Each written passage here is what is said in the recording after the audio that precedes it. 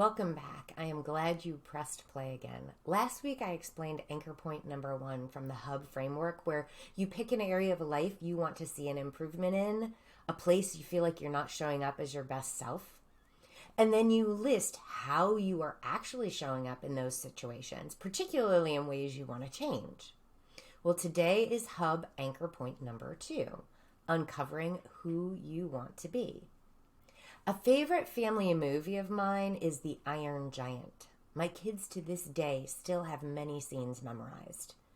One of the things that makes this movie so special is this relationship between 9-year-old Hogarth and his Iron Giant that he befriends, who has amnesia. The giant has no idea who he is, where he comes from, or what he's even there for. Through the course of the movie, the two become inseparable, with the giant learning through the eyes of Hogarth the meaning of adventure and compassion and love and life. Towards the end, during a particularly tense scene full of chaos and conflict, fear, and really heavy emotion, the giant is faced with a decision between hurting and helping, between making things worse and making them better, when he is pulled in by ingrained habits that are hidden deep down inside him. Memories rise up, showing him his past, and he starts to believe he can only ever be what his past has shown him and what everyone else says he is. So he readies himself to take action based on that old programming. Until his one true friend, Hogarth, who knows a completely different version of him, looks at him and says, "You are who you choose to be. You choose. Choose."